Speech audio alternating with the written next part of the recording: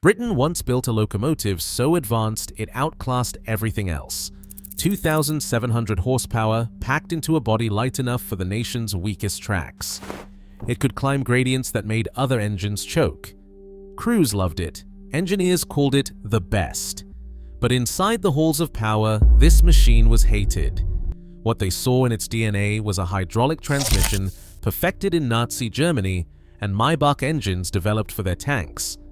Despite breaking records, this marvel was marked for destruction, not for what it did, but for where it came from. Why did Britain ban its own best engine, and what really drove these machines to extinction? In the years after the war, the western region of British Railways stood apart from the rest. The men who ran it still carried the spirit of the old Great Western Railway, a company that had always done things its own way. Their pride ran deep, rooted in decades of independence and engineering tradition. Even with the 1948 nationalization, when the government merged all the old railway companies into one, the Western region kept its own board, its own colors, and its own stubborn streak. The 1955 modernization plan was supposed to bring order to the chaos.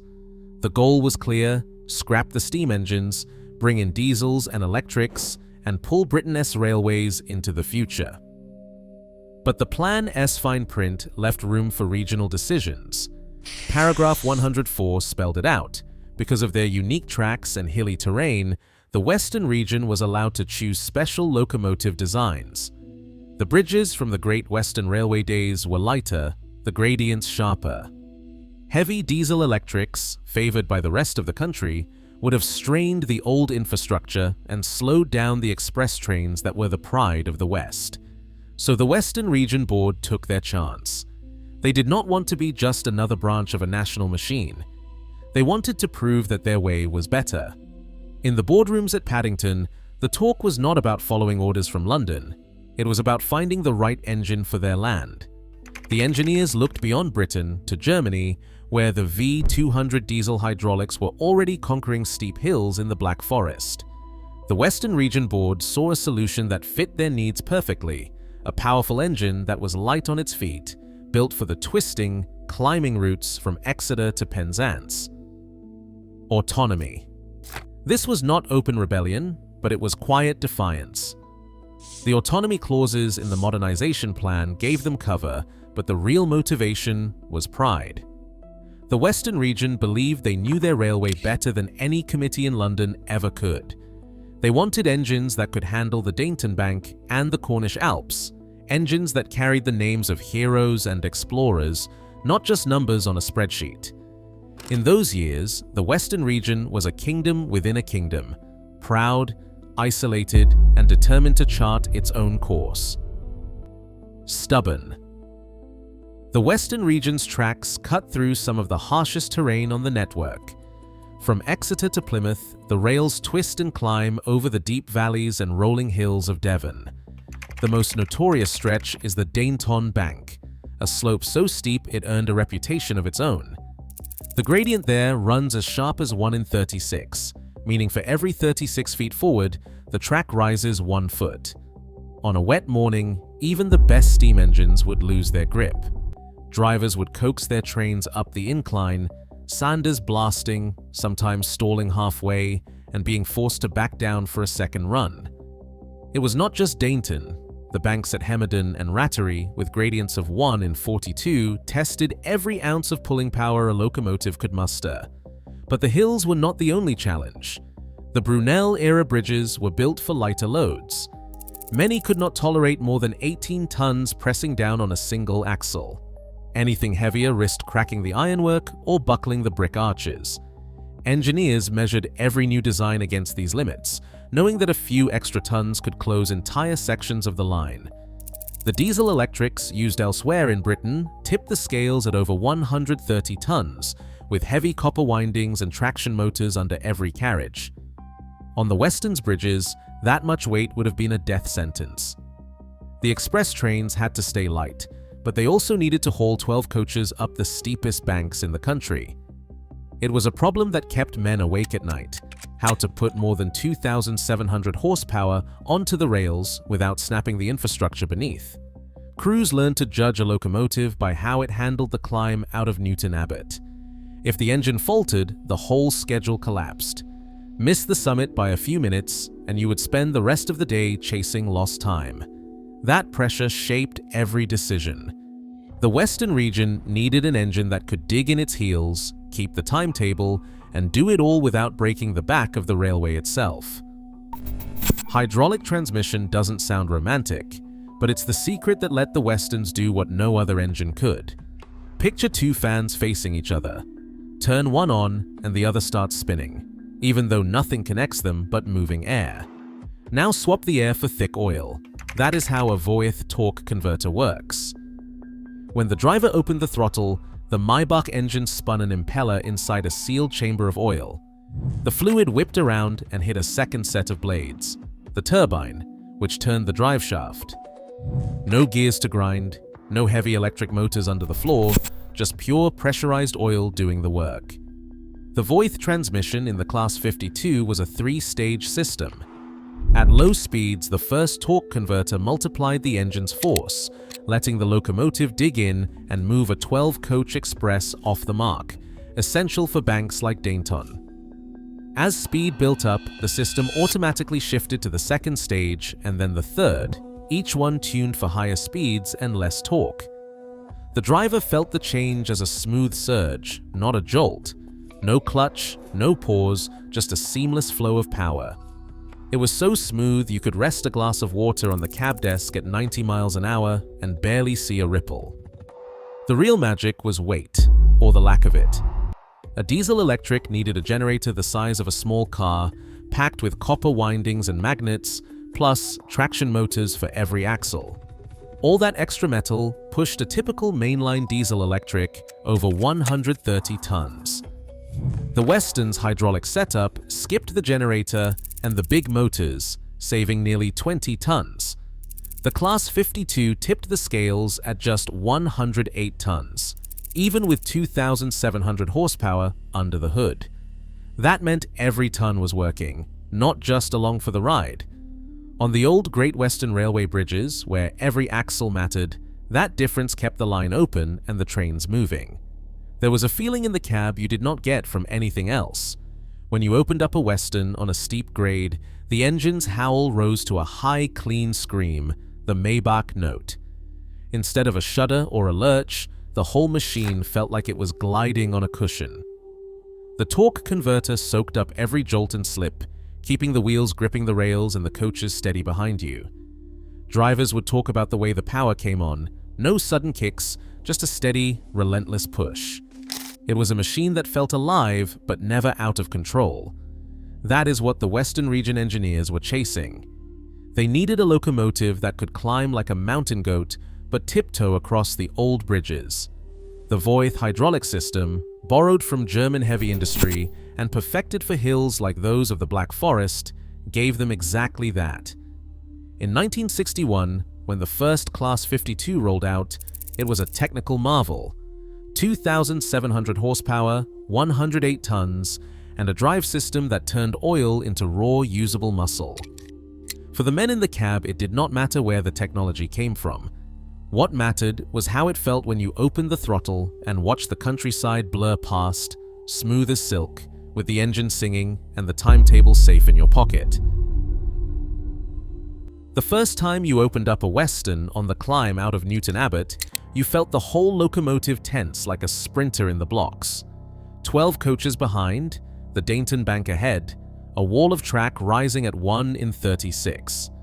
Most engines would start to slip, the wheels spinning on damp rails, the load dragging them back. But the Western did not flinch. Twin Maybach engines roared in harmony, their scream echoing off the Devon hills. The torque converter fed power straight to the rails, no stuttering, no hesitation. You could feel the nose lift ever so slightly as the whole machine dug in, determined to crest the summit without losing a second.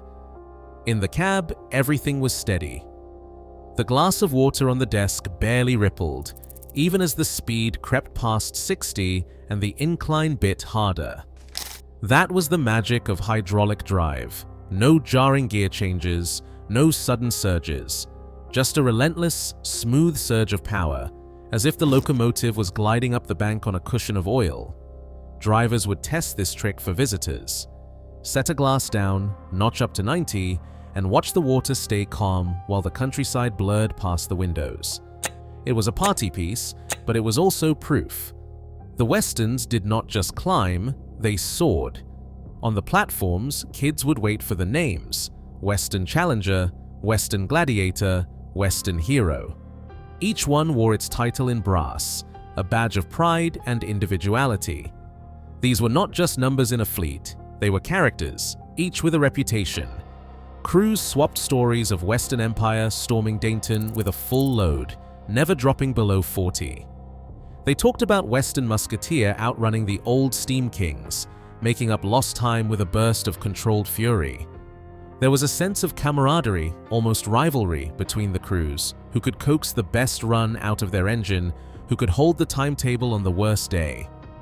Passengers felt it too. The ride was different, quieter, smoother, more refined than anything else on British rails. You would sit in the first coach and hear the Maybachs working, a deep-throated note that rose to a scream on the banks, then settled to a contented hum on the level. The pull was constant, never jerky. Even on the sharpest curves or steepest climbs, the Westerns held the rails with a confidence that made the journey feel effortless. For the men in the cab, it was a point of pride. For everyone else, it was a kind of magic, an express that could dance up hills and glide through the valleys, all with a glass of water sitting still as stone. Every performance log told the same story. 12 coaches, full load, Dayton Bank, no stalls, no lost time. The Westerns did not just meet the timetable, they set a new standard. And every nameplate that flashed past the platform was a reminder these were not ordinary machines. They were the pride of the West, built to conquer the hardest miles in the country, and they did it with a style and grace that no other engine could match.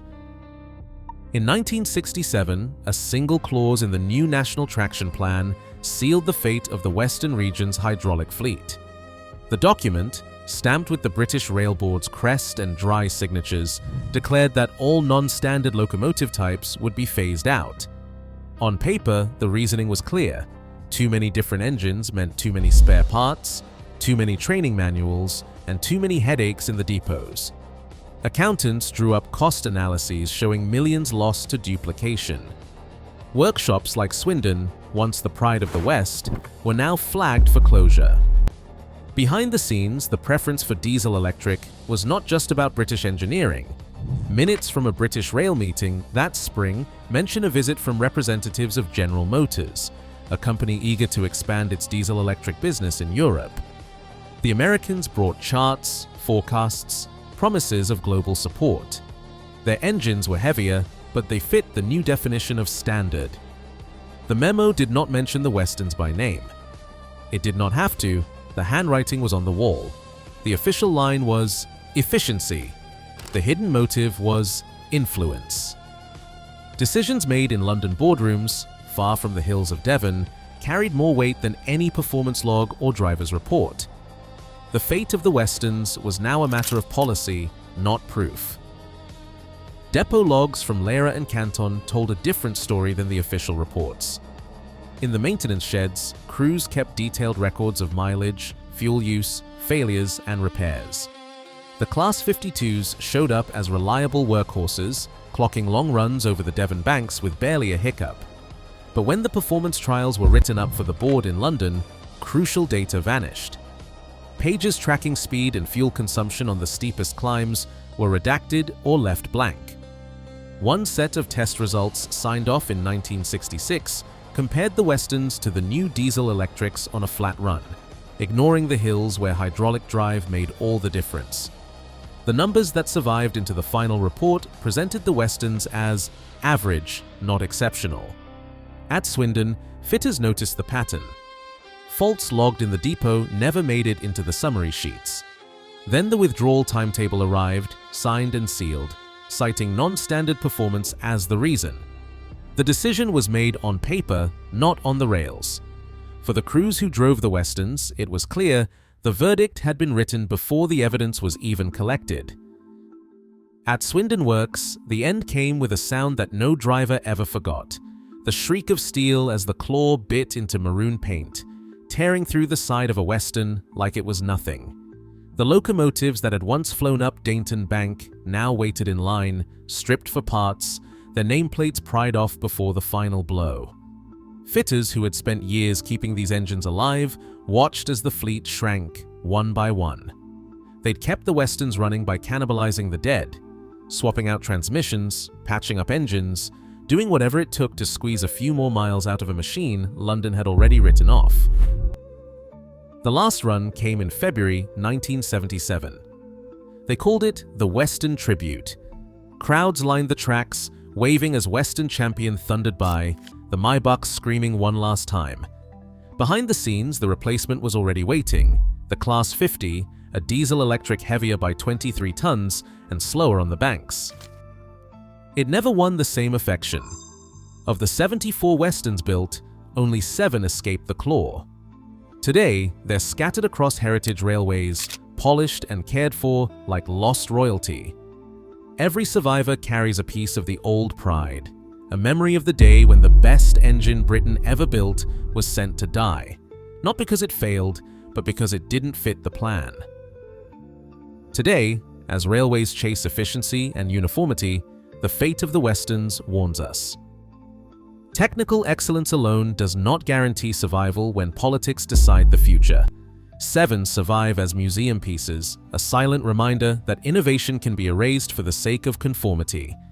The next breakthrough may already face the same crossroads. What would we choose if the best idea came from the wrong place?